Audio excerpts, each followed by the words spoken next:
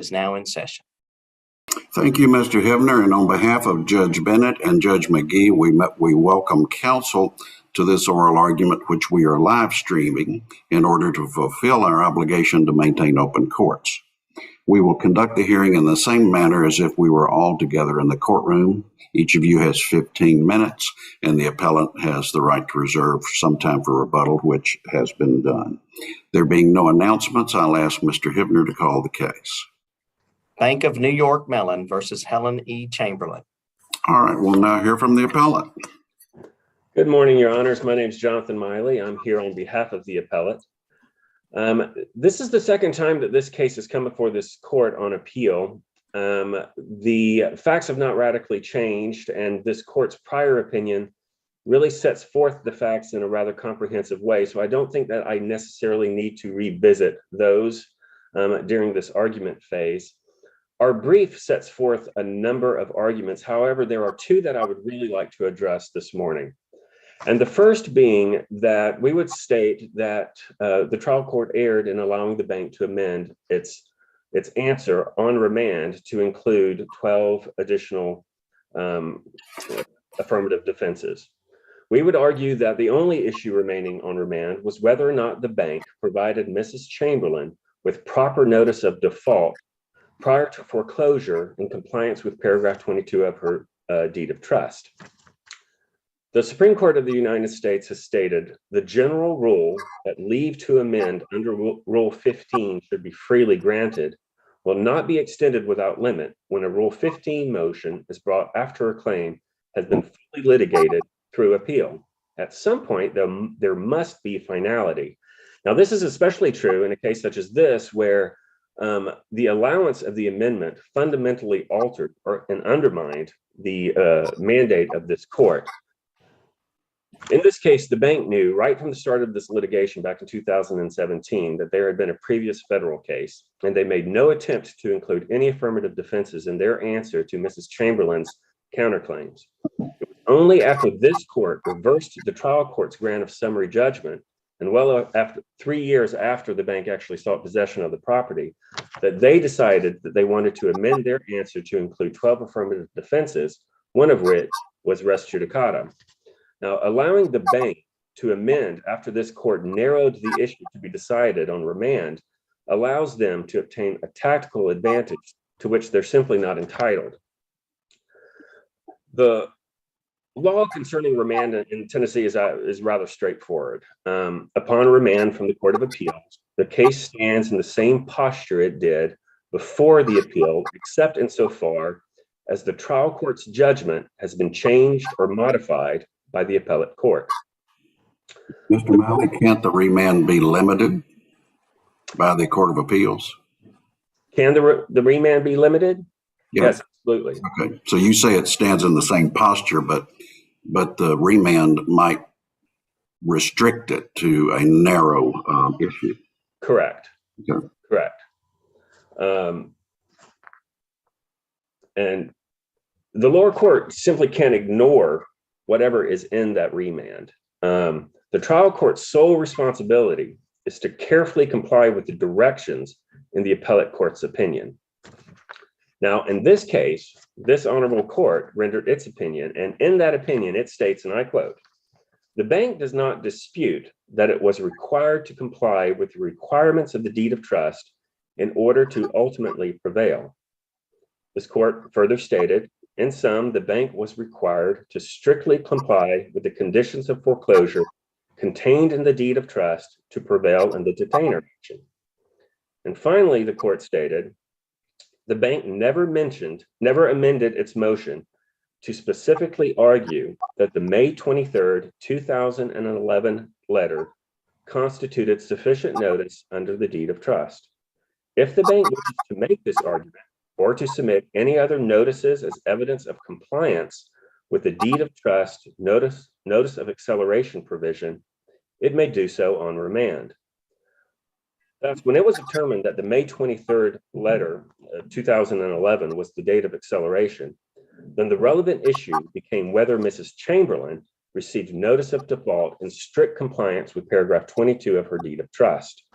In the present case, Because this court limited the issue on remand to one of notice, the trial court didn't have the authority to allow the bank to amend its answer to include affirmative defenses, one which was res judicata, which ultimately resulted in summary disposition and effectively allowing the trial court to ignore this court's mandate to determine the issue of strict compliance with the notice provisions of the deed of trust. The trial court, by allowing the amendment, fundamentally undermined this court's mandate concerning the factual issues of notice that were to be addressed on remand. Now, the next issue that I think is really important is, even assuming that the trial court did not abuse its discretion in allowing the amendment, we would argue that res judicata simply does not apply in this case. Now, in order for a party to successfully assert the defense of res judicata, it must show four things. Now, two of which really aren't applicable here, two of which that probably are. The first, and to a lesser degree, is that the same parties or their privies were involved in both suits. Now, Mrs. Dowenhauer was a part of the federal lawsuit. She is not a part of this lawsuit, namely because she passed away. But the most important reason, and the one that I believe proves fatal to the bank's argument concerning res judicata, is that the same claim or cause of action was asserted in both suits.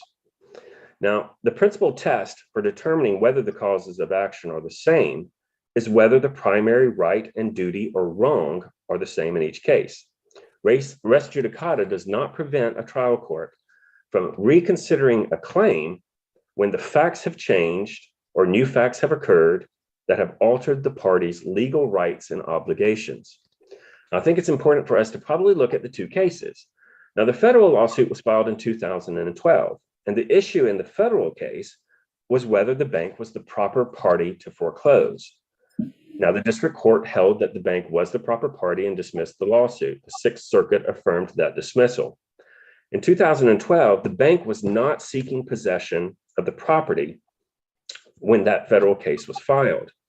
The issue as to whether the bank's foreclosure strictly complied with the notice provisions in paragraph 22 of the deed of trust could not have been raised in the federal case because no foreclosure had actually taken place. Furthermore, the issue of strict compliance of notice provisions was not germane to the issues being litigated in the federal case. A plain reading of the district court's opinion and the Sixth Circuit Court's opinion make it very clear that notice was not the issue. And that the causes of action in the two lawsuits, the federal lawsuit and this lawsuit, are very different. So the current lawsuit, the bank foreclosed on Mrs. Chamberlain's property in 2017. After the foreclosure, the bank filed a detainer warrant and Mrs. Chamberlain filed an answer with defenses and counterclaims asserting wrongful foreclosure and breach of contract. As the Supreme Court of the United States explained in Lawler v. National Screen Services, res judicata does not bar a suit, even if it involves the same course of wrongful conduct as alleged earlier, so long as the suit alleges new facts or a worsening of the earlier conditions. Now, that's precisely what we have here. Possession was not an issue in the federal case. The prior case involved whether the bank was the proper party entitled to foreclose. The foreclosure did not occur until after the first action had been dismissed. The bank is seeking possession after the foreclosure in this case. Therefore, the bank's claim to an unlawful detainer and Mrs. Chamberlain's defenses and counterclaims could not have been adjudicated during the first lawsuit. The bank would like this court basically give it carte blanche during the foreclosure process because Mrs. Chamberlain filed a previous federal lawsuit to determine who had the right to foreclose. Mrs. Chamberlain could not bring an action for wrongful foreclosure and or breach of contract for the bank's noncompliance with paragraph 22 of the deed of trust until such time that the bank actually failed to comply with that provision when they foreclosed. Mrs. Chamberlain's previous suit and her counterclaims and affirmative defenses in this case involved different legal theories, different conduct that occurred at different times. Here, the bank is seeking possession after a foreclosure. Therefore, there is no common nucleus of operative facts, and res judicata simply cannot apply. Mrs. Chamberlain's defense and claims in this case do not threaten or impair the judgment issued by the federal lawsuit. The bank would still be the party entitled to foreclose. In addition, we would argue that in the present case was not ripe for review at the time of the first lawsuit. Res judicata simply cannot extinguish a claim that did not exist before. The bank had not sought possession after foreclosure without giving Mrs. Chamberlain the proper notice to cure during the first case. That happened 3 years after the first case had been dismissed. The issue of whether the bank foreclosed in strict compliance with paragraph 22 of the deed of trust was not ripe in the first case, and therefore we would argue res judicata simply could not be a means to summarily dispose of this case by the trial court on remand. Since I got about a minute 42 left, there is one more issue I'd like to talk about, is that on remand, it is important to note that the bank did not submit any new evidence concerning strict compliance with the notice provisions in the deed of trust. The loan made to Mrs. Dauenhauer was accelerated by a letter dated May 23, 2011. This court stated in its previous opinion on this issue, and I quote, "Moreover, when Mrs. Chamberlain cited this letter as evidence that acceleration first took place as of May 2011, as part of her statement of undisputed facts, the bank did not deny this fact. Thus, the bank did not deny that this letter was sent to Mrs. Dauenhauer on the date specified therein, or that it changed the legal relationship of the parties." The law in Tennessee is very clear about notice in these types of situations. Provisions in a deed of trust directing that notice shall be given in a particular manner are mandatory and must be strictly followed. Whereby the terms of the deed of trust, personal notice of the intended sale is required, such notice must be given in order to render the sale valid. The bank has failed to produce any evidence that it provided notice of default to Mrs. Chamberlain prior to acceleration in 2011. And as such, we would argue that the foreclosure sale is actually void. And we also believe that this is an issue that this court can decide since the bank did not produce any more evidence, and it would not need to go back on remand on this issue. Thank you very much. Thank you, Mr. Miley. We'll now hear from Ms. McFall. Thank you and good morning, Your Honors. May it please the court, Alex McFall of the Nashville Bar on behalf representing the Applee Bank of New York Mellon as trustee. This case involves an over $500,000 mortgage loan on which no payment has been made since December of 2008. The appellant, Ms. Chamberlain, is not the borrower, but she signed the deed of trust pledging the property as collateral. The deed of trust was foreclosed over 4 years ago in September 2017, and Ms. Chamberlain has occupied the property since that time without paying anything to Bank of New York. The foreclosure sale was originally noticed and set for October of 2012. In August of that year, the appellant, together with the actual borrower, Ms. Dauenhauer, filed a lawsuit. And while it is true that they did challenge Bank of New York's standing and authority to foreclose, they also challenged the declaration of default itself, and they sought to enjoin the foreclosure sale, in part on the ground that Bank of New York failed to provide notice as required by the deed of trust. The lawsuit was dismissed, and the dismissal was affirmed by the Sixth Circuit. This action began when Bank of New York initiated a detainer action to remove Ms. Chamberlain from the property.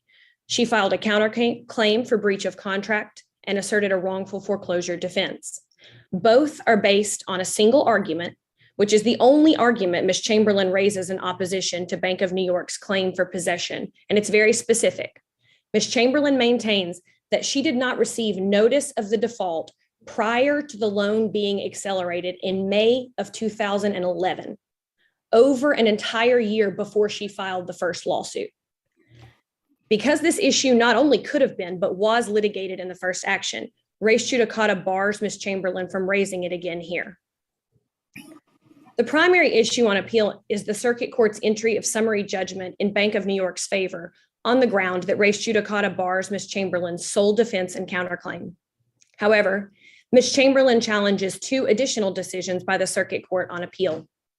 The first is the Circuit Court's decision to grant both parties leave to amend their answers to include additional affirmative defenses. Bank of New York filed the motion to amend, and Ms. Chamberlain did initially oppose that motion. However, at the hearing, Ms. Chamberlain made an oral motion for leave to amend her own answer to include additional affirmative defenses.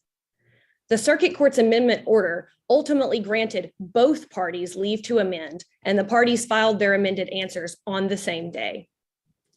On appeal, however, Ms. Chamberlain challenges the Circuit Court's amendment order, but only as it applies to Bank of New York. The second decision was to deny Ms. Chamberlain's motion to strike Bank of New York's affirmative defenses, which was filed immediately after the Circuit Court granted both parties leave to amend. We ask that the court affirm the Circuit Court's decisions in their entirety. First, as I just stated, the Circuit Court properly held that res judicata bars Ms. Chamberlain's counterclaim and defense. With respect to the Circuit Court's decisions on the motion to amend and motion to strike, these decisions are reviewed under the abuse of discretion standard, and Ms. Chamberlain cannot establish that those decisions constituted an abuse of discretion. I will touch on a couple arguments in our brief today, and I'd like to begin with res judicata. Ms. Chamberlain filed suit seeking to enjoin the foreclosure sale in August of 2012. Ms. Chamberlain attached the notice of acceleration referenced in the opening argument, which was dated May 23rd, 2011, to her complaint in the first action, and she alleged that notice had not been provided. In the opening argument, you heard an analysis of the prior judgment, but in her brief, Ms. Chamberlain analyzes the prior judgment under the state res judicata standard, which is the incorrect legal standard. Because the prior judgment was entered by a federal court, the federal res judicata standard applies, and there are four elements, the first two of which are not in dispute. A final decision on the merits by a court of competent jurisdiction, a subsequent action between the same parties or their privies, an issue in the subsequent action that was litigated or should have been litigated in the prior action, and fourth, an identity of the causes of action. With respect to the third and fourth elements, the appellant argues that she could not have asserted wrongful foreclosure until the foreclosure sale actually occurred. However, the federal res judicata standard does not require that claims or defenses, specific claims or defenses that could or should have been raised. It requires an issue that was actually litigated or which should have been litigated in the first action. Not only could the notice issue have been litigated in the first action, it was litigated. Therefore, the third element is satisfied. With respect to the final element, the federal res judicata standard, again, does not require that the claims or defenses be identical in name. The Sixth Circuit has held that the fourth element is satisfied when claims or defenses, one, arise out of the same transaction or series of transactions, or two, arise out of the same core of operative facts. Both are true here. Just as Ms. Chamberlain did in the first action, she relies on the same notice of acceleration dated May 23rd, 2011 to support her argument that she did not receive notice of the default prior to this acceleration. As a result, the final element is satisfied.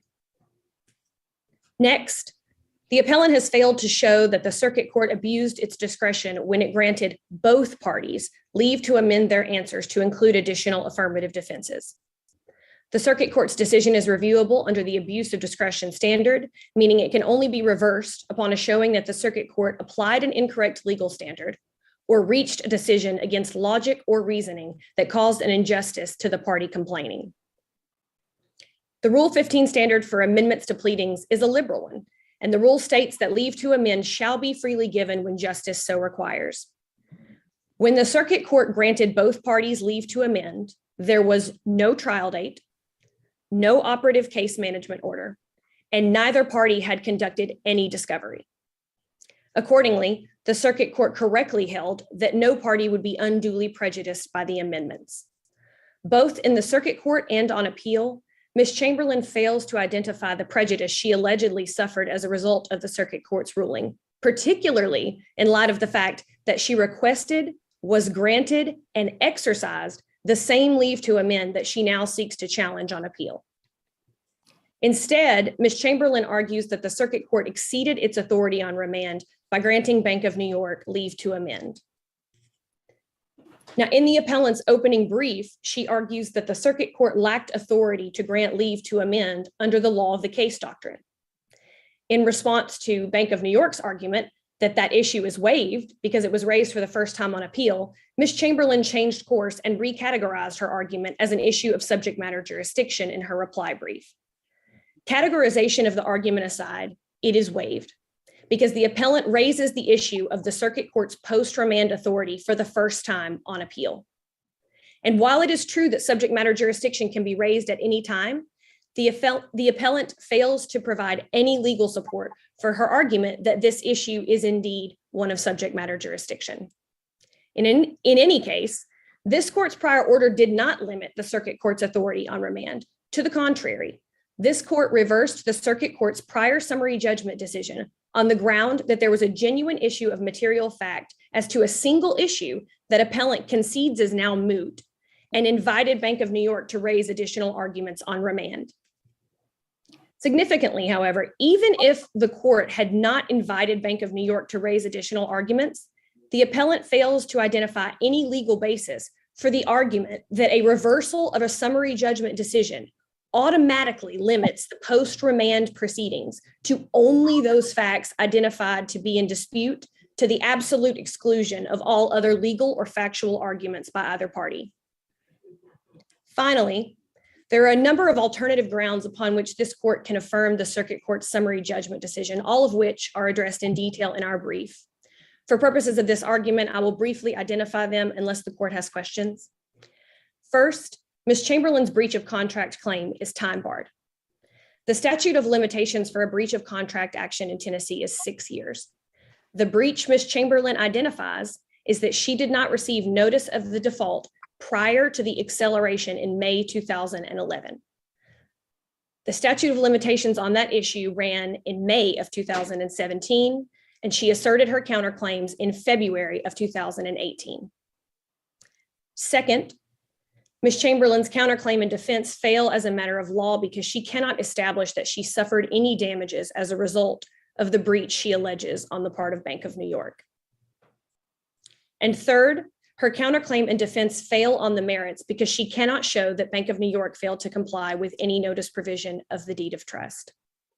In conclusion, we ask that the court affirm the circuit court's judgments in their entirety. Thank you. All right. Thank you, Ms. McFall. We'll now hear a rebuttal from Mr. Miley. Very briefly, several issues. First, opposing counsel mentioned that Mrs. Chamberlain waived her argument concerning the law of the case. That is simply not an argument that a party can waive. It's not their right to waive. That would effectively amount to a party waiving the authority of the Court of Appeals. Next, all of the additional affirmative defenses that they argue in their brief are completely irrelevant because they're not properly before this court. The trial court did not make its decision based on them and did not rule based on those. It ruled based on res judicata. The next thing is that counsel kept on bringing up the fact that the notice of acceleration was attached to the first lawsuit. Again, we would argue that's irrelevant because they still haven't showed that notice was sent prior to the the notice of default prior to acceleration, which is what is required in the deed of trust. And I'm not sure if it's believed that you will not read the opinion of the district court and the Sixth Circuit Court of Appeals, but the issue of notice was not litigated in the federal case.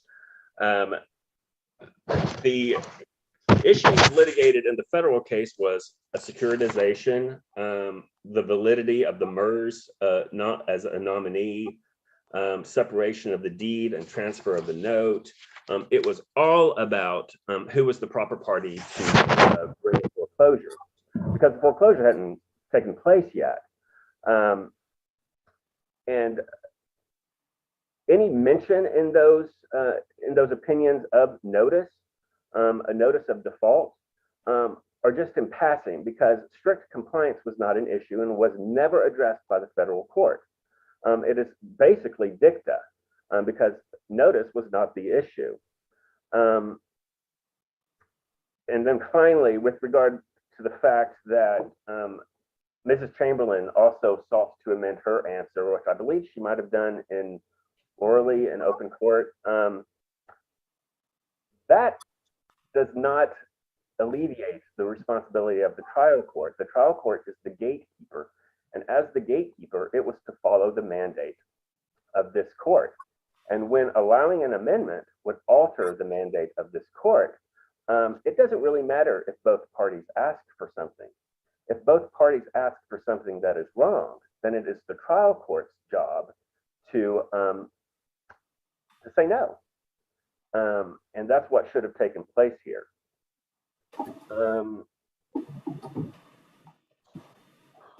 I believe that is all I've got. Well, down to 9 seconds. So thank you very much. All right, thank you, Mr. Malley and Ms. McFall, for your arguments. We will take this matter under advisement. Mr. Hibner. This honorable court is now in recess until 11 a.m. Thank you. And